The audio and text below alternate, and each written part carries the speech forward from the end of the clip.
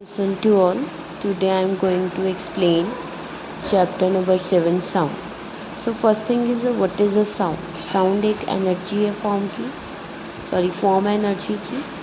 So sound कब produce होती है? जब भी कोई चीज़ वाइब्रेट करती है then sound will be produce.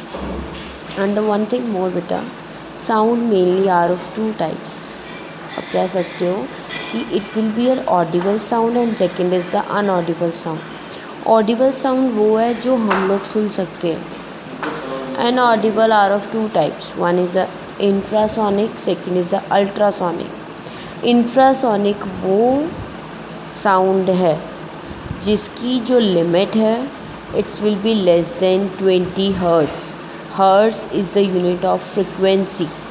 हमारी ऑडिबल साउंड की लिमिट है 20 हर्ट्ज़ टू 20,000 हर्ट्ज़. हम इससे ज़्यादा साउंड जो है इसके बिटवीन ही लिसन कर सकते हैं, ना इससे कम ना इससे ज़्यादा.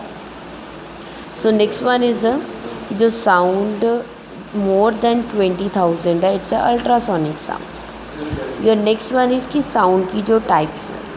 तो साउंड की टाइप से पहले मैं आपको ये चीज़ क्लियर कर दूँ कि sound need required a medium. Medium means कि presence of air. Sound air की absence में travel नहीं करती.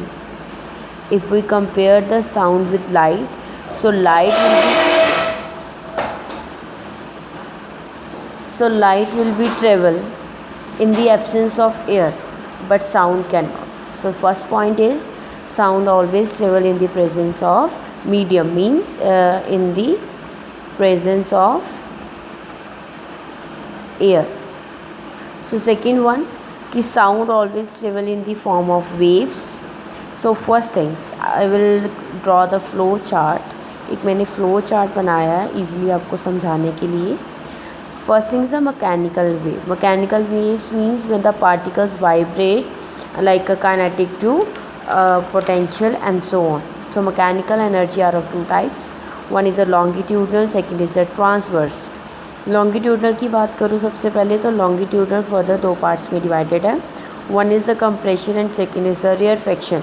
कंप्रेशन वो मीडियम है, वो रीजन है जहाँ पे जो पार्टिकल्स हैं इट विल बी कंप्रेस्ड. और जो रेयरफेक्शन है the medium where particles are separate. एक छोटे से डायग्राम के बेस पे समझाना चाहूँ तो कि जहाँ पे पार्टिकल्स जो है एक दूसरे के साथ इस तरह से कंप्रेसिवली वे में है उस एरिया को हम लोग कंप्रेशन बोल सकते हैं. जहाँ पे पार्टिकल्स में स्पेस है they are spread apart, that is known as the rarefaction. So next the main thing is important transverse waves. There is some important terms you already listen in the 9th class also. I just revise this. First thing is the upper curve of the wave is known as the crest. The lower wave is known as the trough. The height of the wave, जो wave की height है from its mean position, that is known as the amplitude and it is denoted by A. The distance between the two consecutive crests or the trough, that is known as the wavelength, and wavelength is denoted by the lambda. ठीक है जी. So next point is time period. What is the time period? One oscillation. This is not when we combine the one crest and trough is known as the one oscillation.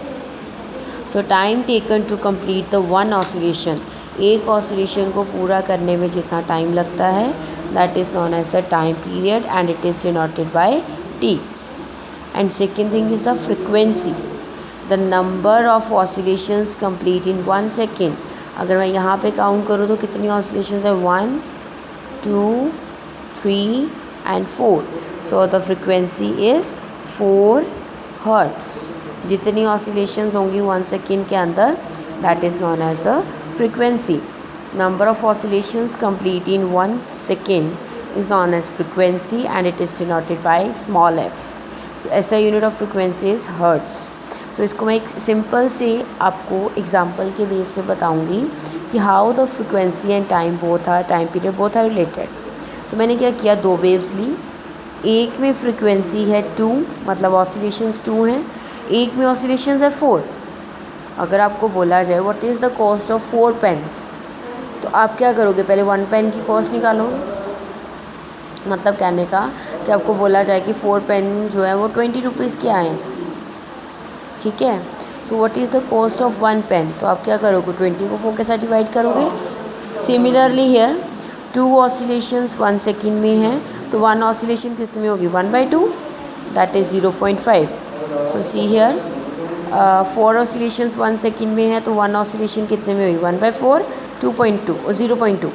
तो ये देखो कि जब oscillations बढ़ी, time period कम हो गया, oscillation कम थी तो टाइम पीरियड ज़्यादा था। सो इन दिस वे हम ये कह सकते हैं कि in this example show that the frequency increases, time period decreases, and as well as when the frequency decreases, time period increases. So from this example we prove that कि frequency and time period both are related to each other with inversely proportional. ठीक है जी। Next is a wave velocity, the distance travel by the wave. एक जो wave है 1 second में जितना distance travel करती है, that is known as the wave velocity and it is denoted by capital V. Wave velocity is directly proportional to the frequency and lambda. Lambda is the wavelength. So next one is the difference between the light wave and sound wave. Light do not require a medium. It means कि light air की absence में भी travel करती है, and sound required a medium. Speed की light की speed है 3 into 10⁸ meter per second and sound की है 330 meter per second. बाकी डिफरेंस आपकी बुक्स में क्लियर है, गिवन है, so read it and if you have any doubt then tell me. So next one is a reflection of sound wave, your next topic. So reflection word से एक चीज़ mind में आती है, the bouncing back of light. So यहाँ पे sound की बात कर रहे हैं, it means the bouncing back of sound in the same medium. तो इसके लिए ये डायग्राम तो बड़ी अच्छी तरह से ये पता होगा आपको. मिरर लिया, जो लाइट स्ट्राइक कर रही है उसको इंसिडेंट रे कहते थे, जो वापस गई उसको रिफ्लेक्टेड रे, जो centre which makes a perpendicular that is known as the normal. Incident ray और नॉर्मल के बीच का जो angle of incidence. Incident ray reflected ray और नॉर्मल के बीच का जो एंगल है that is angle of reflection, through which we follow the rules या law of the reflection. One is a angle of incidence equal to angle of reflection. Incident ray, reflected ray, normal all lie on the same plane. So it's the rules which are used in the reflection of light. Similarly here we discuss about the reflection of sound. So there is a no more difference between them.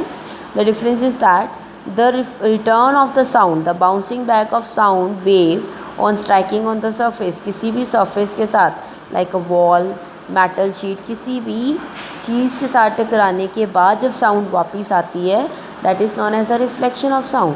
In one way we can say that it's echo. So reflection, जितना reflector का size बड़ा होगा, और एक चीज़ याद रखना कि reflection of sound के लिए वही thing and note one thing कि जो size of the reflector is bigger than the wavelength of the sound wave. So echo is the reflected sound. अगर हम देखें तो हिल स्टेशंस वगैरह पे तो हम दो तरह की साउंड शेयर करते हैं. One is the original, second is the reflected sound. So that is known as the echo. There are some conditions required for hearing the echo. First condition is that कि source, जैसे हम बोल रहे हैं, hill station की बात करें, मैं बोल रही हूँ तो वहाँ पे मेरे और जिससे साउंड टकरा के, मतलब माउंटेन से टकरा के साउंड मुझे वापस इको की फॉर्म में सुनाई देगी, तो मिनिमम डिस्टेंस 17 मीटर का होना चाहिए, और रिफ्लेक्टर का साइज़ जितना बड़ा होगा उतनी इको ज़्यादा सुनाई देगी. नेक्स्ट थिंग कि जो इको की साउंड है वो 0.1 सेकेंड के बाद, हमारे बोलने के बाद after 0.1 second we will hear the echo, and echo cover the double distance. There is a point you should have to note. Source और रिफ्लेक्टर ओरिजिनल साउंड गई, वापस आई, तो इक्वल ने डबल डिस्टेंस ट्रेवल किया. So we take, when you find the speed of the sound in the echo concept, so we take it as 2D, means ki echo cover the two double distance. So next is the uses of echo. You read out it, then you have any doubt then tell me. It's your basic or the starting overview of the sound chapter. So see the video and understand it, and if any other doubt and if you want any other more information regarding this, then tell me.